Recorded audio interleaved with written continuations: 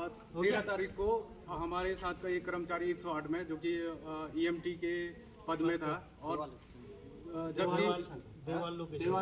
देवाल लोकेशन में उनका लोकेशन देवाल लोकेशन था और कर्मचारी का नाम गौरव था और वो बेचारा ऑन ड्यूटी मतलब नाइट ड्यूटी उस लड़के की थी और रेड अलर्ट के दौरान मतलब 13 अगस्त को ये सब चीज़ें घटना हो गई है।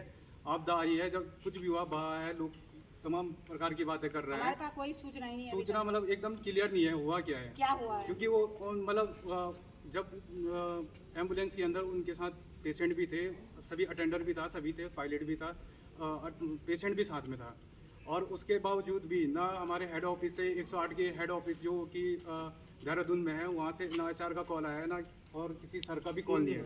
3 दिन हो गए, 3 दिन से कोई अभी तक कोई खबर नहीं है। ना उनके घर वाले भी, उनकी बहन भी मानसिक रूप से पीड़ित है, मम्मी बेहोश है, उनकी माता जी भी बेहोश है, हार्ट के पेशेंट है और कमाने वाला भी मेरे को लग रहा है इकलौता ही लड़का था वो।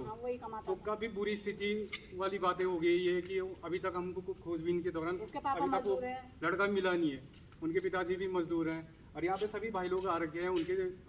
जब तक हेड ऑफिस से कोई बातें होती नहीं है, जब वो नहीं पूछे तो हम ही लोगों को आगे आना पड़ेगा। हम कर्मचारी लोग सभी एकजुट होकर उस भाई को ढूंढेंगे, खोजेंगे, जो भी हमसे हो पाएगा। बिल्कुल हमसे जितना हो पाएगा हम सभी कर्मचारी, पायलट, EMT दोनों सभी लोग हम उनको ढूंढने की कोशिश करेंगे और भगवान न करे ऐसी बड़ी घटना, इस प्रकार की घटनाएं हो, हम तो चाहते हैं सही सलामती मिले। इस प्रकार की घटना किसी और के साथ हो जाए हम नहीं चाहते। बिल्कुल हमने और 108 के सभी यहाँ पे कर्मचारी भी हैं तो हमने इतनी सेवाएं दे रखी है, हम ही जानते हैं। हमें न्याय चाहिए। हमारी 108 में कई मतलब गर्भवती महिलाएं जाती हैं, उनके बच्चे हो जाते हैं, हम उनका पूरा केयर करते हैं और कई घटनाएं होते हैं, चाहे बरसात हो, धूप हो, एक्सीडेंट हो, सभी जगह हम देखते हैं, सभी कर्मचारी लगे रहते हैं। पर हमारा पूछने वाला हम आज इतने लाचार हो गए, हमारा पूछने वाला कोई रह ही नहीं। एनी टाइम सब जगह पहुंच जाते हैं हमारे साथ नहीं। और हम धरातल में काम करते हैं, वो हेड ऑफिस में वो बैठते हैं, हम तो धरातल में काम करते हैं ना। हमारे लिए ना धूप है, ना बारिश है, ना बाढ़ है, ना कुछ है, तूफान है, कुछ नहीं है। हम लोग को जाना, हमको तो जाना ही है। वो तो हेड ऑफिस से फोन करेंगे कि भाई जाओ, वो तो ऊपर से फोन करते हैं कि आप जाओ, सारे खड़े हो जाते हैं। कर्मचारी जो धरातल में काम कर रहा है वो कर्मचारी काम करता है। और जबकि लाखों करोड़ों का बजट 108 में आता है कि कहीं क्या इस बात में तो मुद्दा लाना ही नहीं चाहता। सैलरी के नाम पे कुछ नहीं मिलता है, ना हमारे लिए त्योहार है, ना कोई बार है, ना त्योहार है, कुछ नहीं है। पूरे 30 दिन हम काम करते हैं, 12-12 घंटे ड्यूटी करते हैं और कई बार गाड़ियाँ खराब हो जाती है और जबकि हमको कहीं जंगलों में सोना पड़ता है, सड़कों में रहना पड़ता है, दूर दूर गाड़ियाँ खराब हो जाती है, हम रोड ब्लॉक हो जाती है, हम वहीं पे रहते हैं। तब भी हमने अपनी सेवाएं दी, हमने कहा चलो कोई बात नहीं, हम सेवाएं देते हैं। हम अपने जनता पब्लिक के लिए सेवाएं देते हैं कि हम चाहते हैं कि भाई किसी और माँ बहन को दे रहे, कल को हमारी माँ बहन के साथ ऐसा हो तो हम उनको भी ऐसी सेवाएं मिल सके।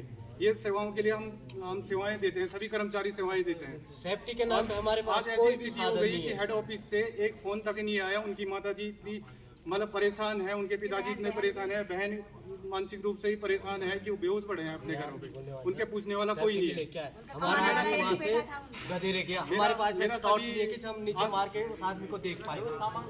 तुम बोलो। अभी तक की तरफ 108 में हमने इतनी सेवाएं दी है कि सभी लोगों को हमने इतनी सेवाएं दी। 13 अगस्त 2025 को ये घटनाएं हो गई है। लोग चुनाव में इतने बिजी थे कि लोगों को पता ही नहीं चला कि कर्मचारी, हमने सोशल मीडिया में, हमने और जगहों भी ये बातें बताई, कोई इस बात को संज्ञान लेने के लिए राजी नहीं है। और चुनाव में इतने बिजी थे लोग कि मेरा कर्णप्रयाग विधानसभा से वो विधायक जी से भी अनुरोध है और सभी मेरे जनप्रतिनिधि, ब्लॉक को, जिला पंचायत वाले अनुरोध है कि जो सेवाएँ हम देते हैं कोरोना काल से लेकर सभी जगह हमने सेवाएं दी। कोरोना काल में हमने इतनी सेवाएं दी, हमने लोगों ने अब कोरोना काल में पीड़ित को हाथ नहीं लगाया, लेकिन हमने तब भी उनको सेवाएं दी। हमने ना हमको कुछ किसी ने पूछा, उसके बाद कोरोना काल के बावजूद किसी ने हमको नहीं पूछा कि भाई आपने इतनी अच्छा काम किया तो आपको ये सम्मान कुछ किसी प्रकार का नहीं मिला।